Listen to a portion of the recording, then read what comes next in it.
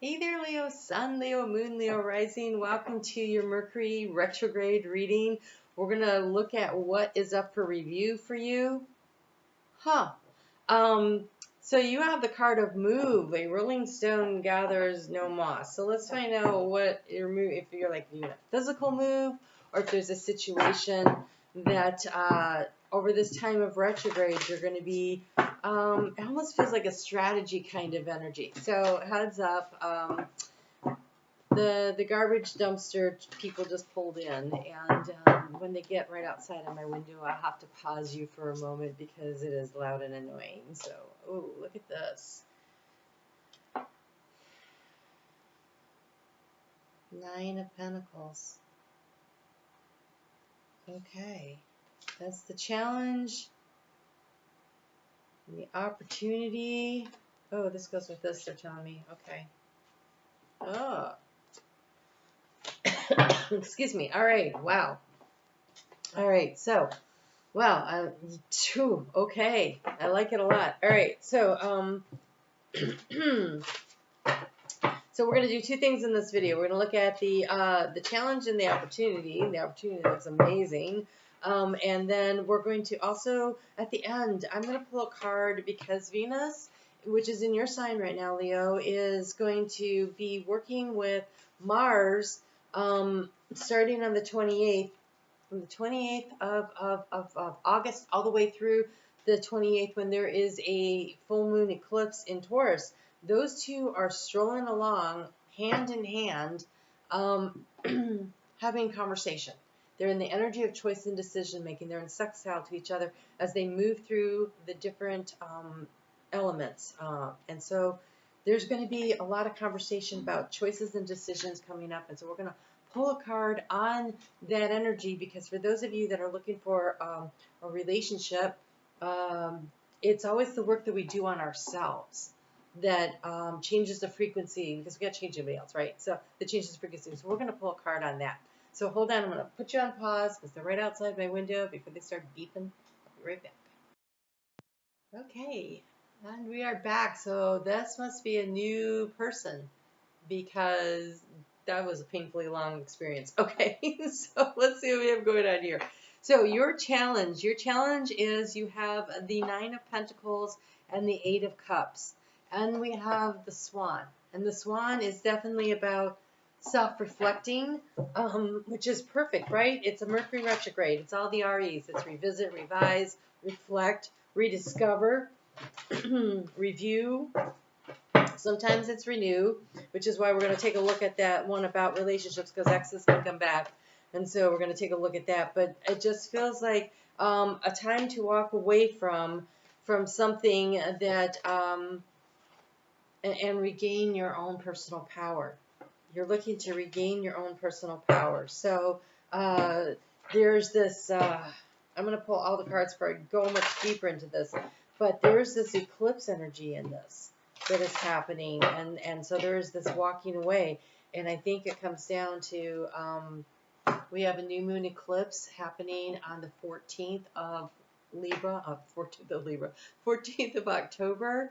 That one is in Libra, and a full moon eclipse that is happening on the 28th in Taurus. And so the one in Taurus squares your energy. I think that's the one that, but air feeds fire. And so that new moon might also be the energy that really moves you forward. So you have this 8 of Cups, but you see you have the sun here, and up here you have the moon, and so they're opposing each other, and it is kind of this eclipse energy that happens. Really looks like a new moon eclipse as opposed to a full moon eclipse to me, because it's just a little sliver of a moon up here in the 9 of Pentacles, which is surrounded by these feathers.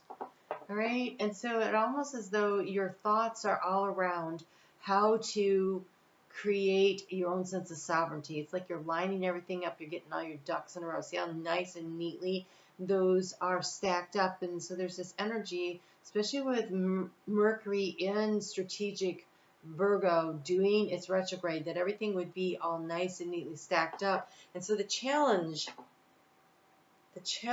feels like waiting for the right moment, the right time to leave, but also that sometimes things are messy. That sometimes things are messy, and you have to work with that energy. So there's a lot of self-reflecting, and this is a little bit challenging. It's to so when the swan is gliding along the lake, it doesn't look like it's doing anything, right? But underneath, the feet are really moving. And so it's almost like what is going on below the surface, all the emotional stuff that is being churned up while you're trying to present this very calm exterior. In your emotional waters, it's pretty turbulent, and that's a bit of a challenge. And so you have this beautiful turtle that comes through, and it says, slow and steady wins the race. This is a very creative energy. It's about gliding forward and moving with the energy of spirit as it brings it forward for you. And yeah, so a little up in our heads here. We have the ringmaster of scrutiny, discernment, clear vision, and details. This is the challenge. The challenge is, in order to create the magic, look, this is taking action. This is focusing your attention on the details. Oh my gosh, I've never noticed this before. Oh my gosh, I love it when I see things for the first time on a deck I've had literally for years. So the book of knowledge is open, and there's a magnifying glass on it.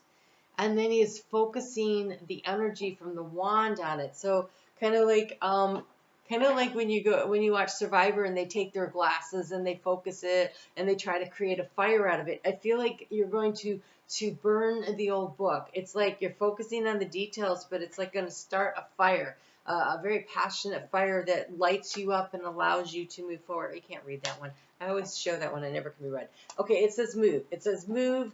A rolling stone gathers no moss. And so, again, the swan is not gliding. It is doing the work beneath the water surface, right? And so there is this focused attention that is going on. The challenge right now is to focus your attention, to move with the energy, to work through the emotional waters in order to be able to glide forward in the direction that works for you. Here's the opportunity. You guys are showing up for yourselves. I love it so much. You have the strength card, Leo, showing up, right? So you showed up there. And then it came with these two cards. We have the Four of Pentacles. See how everything, though, is nicely in alignment and it has these rainbow cards? I think it's about trying to, opportunity to create some kind of security, but it came with the Star card. It is a healing. So, yeah, there's a Four of Pentacles could sometimes get a bad rap. I think that when you are moving away from a situation that is uncomfortable, and you move into something that that creates a healing situation for you, and there is stability, it takes a lot of courage, it takes a lot of strength, right? Because you're going from this very protected, very organized Nine of Pentacles to a much more looser, open up configuration, and yet it still has this kind of diamond-y shape to it. And so for some of you, I feel like to make this move, to make this change, you feel like you're going to be losing something financially. And so that may be hesitating. So you might be stuck in a job you really can't stand, and you dread going to work in the morning. And there's another option available to you, something that you really want to do, something that is like this North Star, this healing energy for you. But in order to do this, that probably means you're going to take a pay cut. Or you want to move from one location to another, but to do so, it's going to cost money to make the move. And you're like, do I have enough money and savings to make this move? For some of you, it could be about a partnership. And then, of course, when you go from being two incomes to one income, there's a decrease, right? And so there's something about this where it is about the money.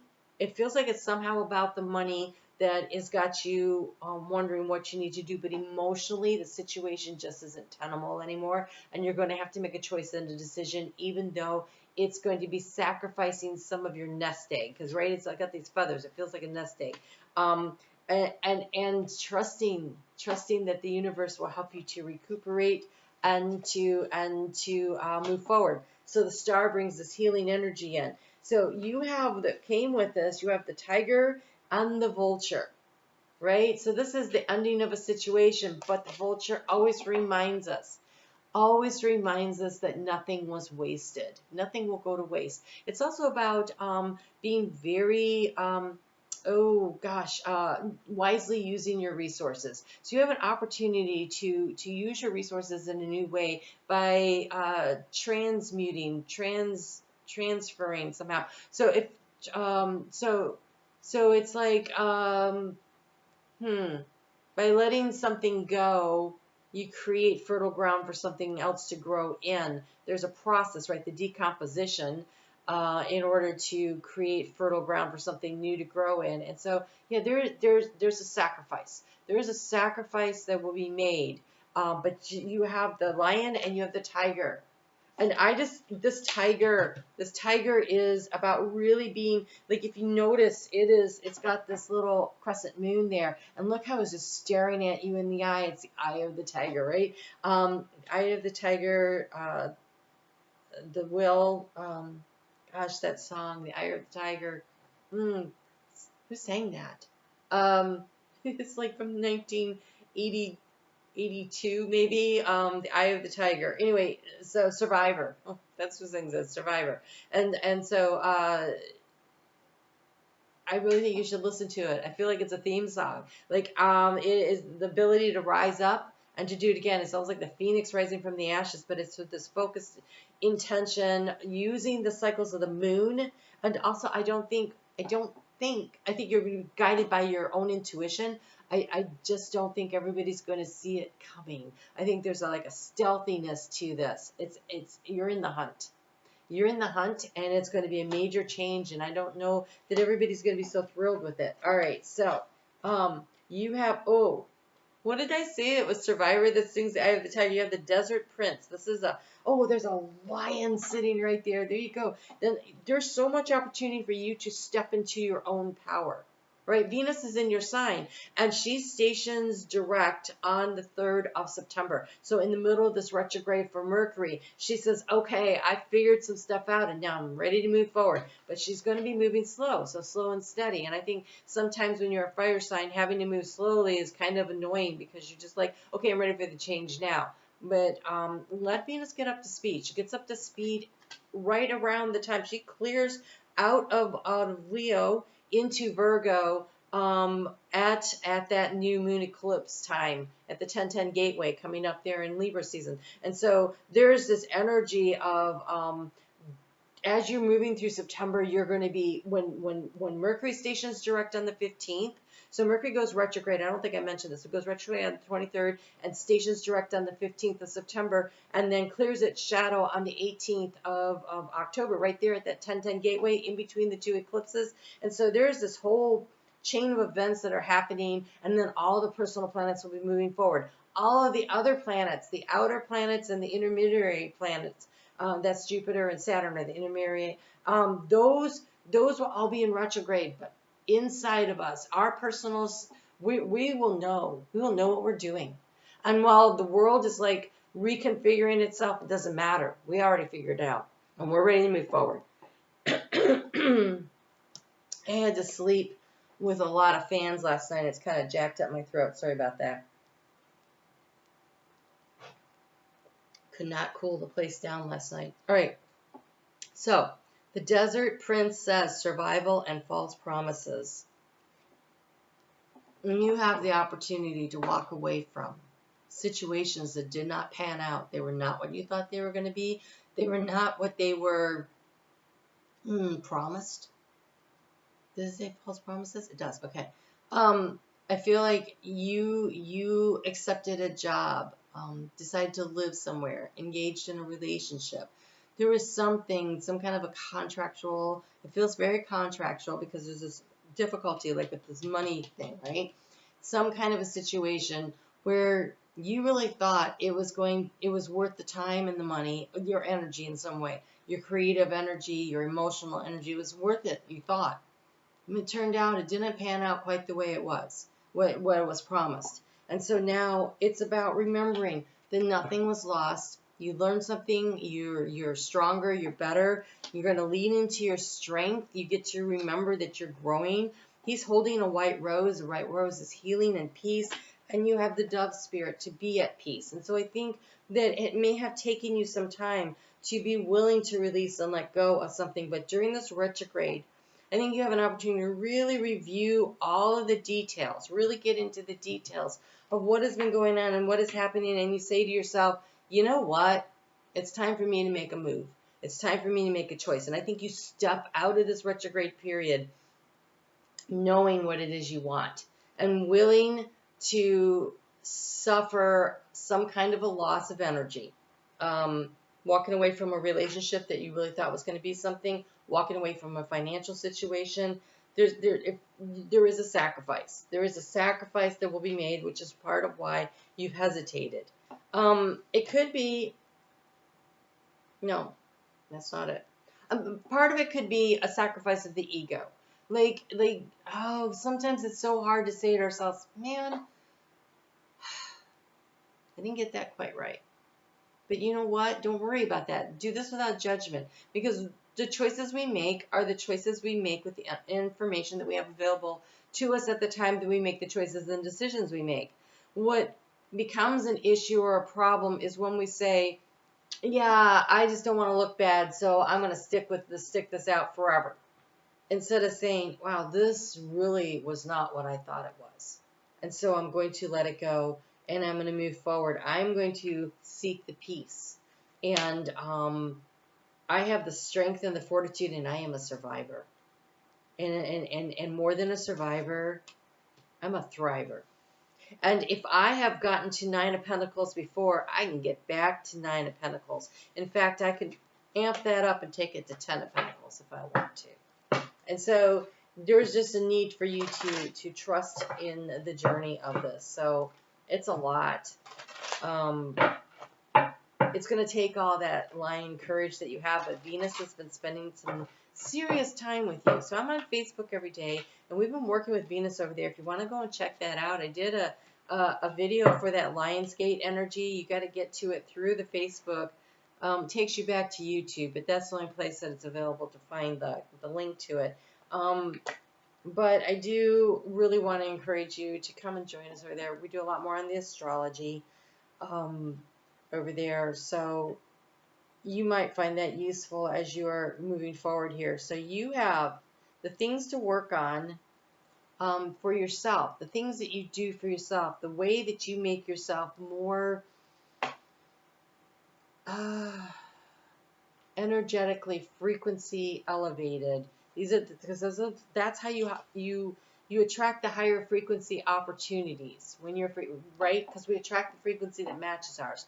So when we're feeling like, oh, the world is all against us, well, then the world's going to show up and say, yeah, we're against you. But if you say, I'm strong, I'm capable, I'm a survivor, but more than that, I'm a thriver. I know what to give into a relationship because I know I'll receive it in return. When you raise your frequency, when you nurture and take care of yourself, you will attract situations, jobs, relationships, communities, whatever, financial opportunities that are at the higher frequency that you're vibrating at. And so it sounds like the law of attraction, and in a way it is, but it's all about frequency. Energy is energy is energy, right? And frequency is a measurement of the energy. And so energy is things like time, money, resources, financial, mental, emotional, spiritual, right? The wisdom and knowledge, all that stuff is energy. And so when you raise your vibrational frequency by being in the higher energetic of understanding that you are a manifester. We all are manifestors, but when you recognize that you are the manifester, that raises your frequency. Other than the world is doing this to me, it's like I am manifesting and creating what I want, or what I focus on, right? What you focus on is what you're going to create. And so when we really get very clear on that understanding, that makes it easier to raise that initial frequency. So you guys, look, we have here the walking away from something that is not emotionally satisfying. We have the dove of peace, the vulture that says nothing was wasted, and you have here the card of inner peace. And so as you find that peace within yourself, you're raising your frequency, which will allow you to attract higher vibrational opportunities. And it says above her head, there's a banner that says, you are enough, and she's reading a book that says, I am enough journal. Right, so she's journaling on it. So I'm just going to read out of the book because I don't want to miss the translations on these. They're just beautiful. You have drawn this card today because the universe is urging you to value your uniqueness and to consider that you are enough. Everyone feels that they could do, be, or achieve more. It's great to have goals or to strive to improve yourself, And being the best you can be is a genuinely powerful way to live. The trick is to live from a place of excitement, with a willingness to discover what is possible for you, and not because you are compensating for feeling less than. Realizing that you are enough the way realizing that you are enough the way you are takes time, spiritual awareness, and emotional maturity. And I got to show you, you guys have the spiritual maturity here. So this is really about getting into journaling. Would be such a great way to channel information from your higher self. It's a great way to, when we journal and we start really digging in, doing that self-reflecting here, we discover so much about ourselves. But I really want you to focus not on what's not good about you, but what you're really good at, right? The accomplishments. Journal about what do you love? What brings you joy? What brings you happiness? How can you bring more of that joy and happiness into your life? How can I manifest more of the good stuff? And the bad stuff, just let it decompose. What it did is it taught you that that's not what you want. That's cool. That's really worth knowing.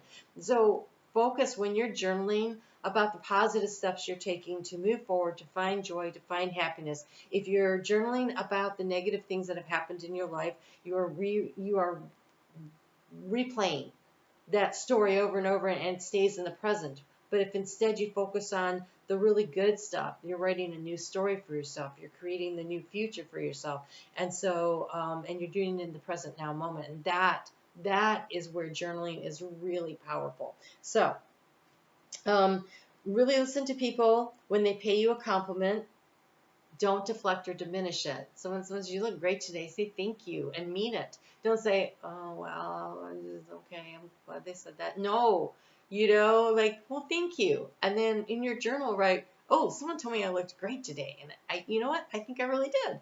And so it is a matter of reconnecting with your own inner lioness. And I'm going with lioness, whether you're male or female, we have both inside of us, but the lioness is open to receiving, right?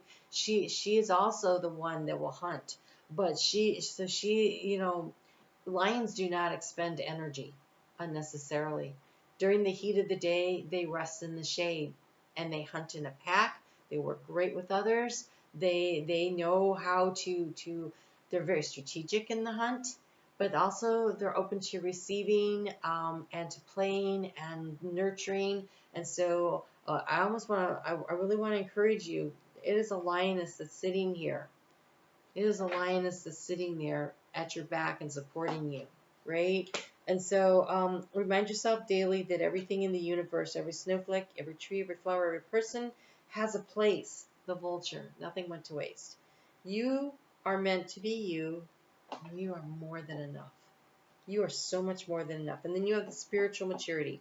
You have drawn this card today because it is important for you to prioritize spiritual maturity in yourself and your partner. This will so when you're seeking a partner, you want to seek someone who's also in touch with their spirituality. If that is something that is of value to you, and I think you would not be watching this video unless in fact that was something of value to you. So this will aid you in connecting with the true soulmate, or allow you your existing relationship to grow. An understanding of each other's beliefs and feelings can be realized through respectful and mindful conversation. Ask your prospective or existing partner what their beliefs are. Never assume.